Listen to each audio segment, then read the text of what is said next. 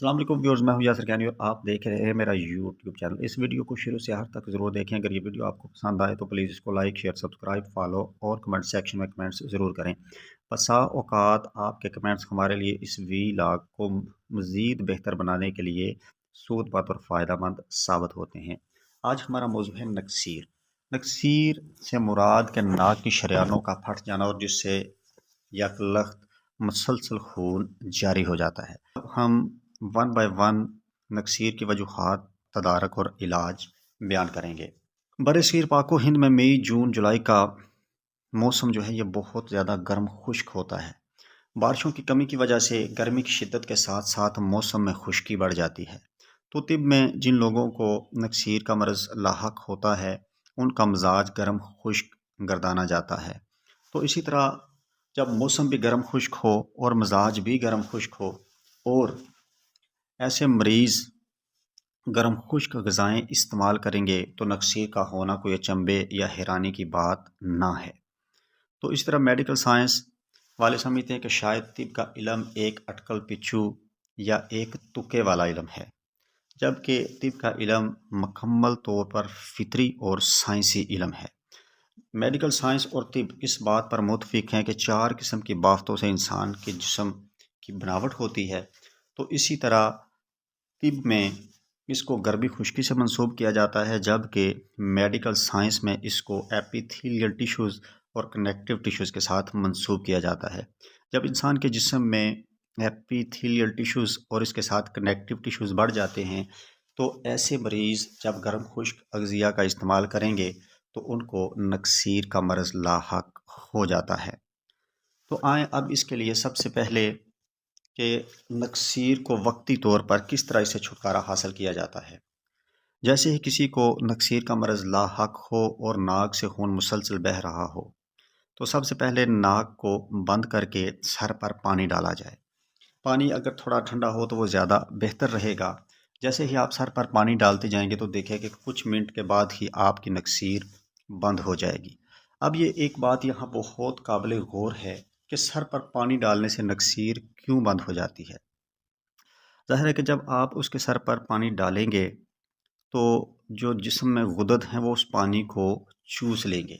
जब वो पानी चूस कर खून में शामिल होगा तो खून में चूँकि पहले गर्मी खुश्की बहुत ज़्यादा है तो पानी चूँकि रतूबत है तो इस तरह ये रतूबत उसकी खुश्की को ख़त्म कर देगी और उसकी गर्मी को भी मुतदिल कर देगी, जिसकी वजह से आप देखेंगे कि हींग लगे न फटकड़ी। नक्सीर की वजह से नाक से मुसलसल खून बह रहा था, अब रुक गया है क्योंकि अब खून में गर्मी में थोड़ी सी कमी होने के साथ साथ उसमें रतूबत पानी की शक्ल में आ चुकी है। तो इसी तरह अब आएँ इलाज की तरफ। तो सबसे पहले गर्म खुश्क ग़िज़ाएँ ऐसे मरीज़ को बिल्कुल ना दें। ये स्क्रीन पर आप देख सकते हैं कि ये तमाम की तमाम ग़िज़ाएँ जो हैं इनमें गर्मी खुश्की या खुश्की गर्मी बहुत ज़्यादा है। तो ये तमाम की तमाम अग़ज़िया जो हैं ये मरीज़ को बिल्कुल ना दें, इनको मरीज़ से दूर रखें। इसके बाद ऐसी तमाम अदवायात जो बहुत ज़्यादा अपने अंदर खुश्की रखती हों वो भी मरीज़ को बिल्कुल भी ना दें।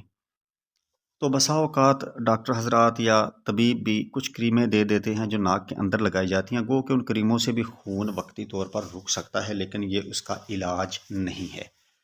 तो इसलिए कोशिश करें कि किसी मुस्तनद तबीब से इसका मुस्तकिल इलाज करवाएं कि जब तक आपके जिस्म से गर्मी खुश्की का ख़ात्मा ना हो जाए उस वक़्त तक आप इलाज जारी रखें।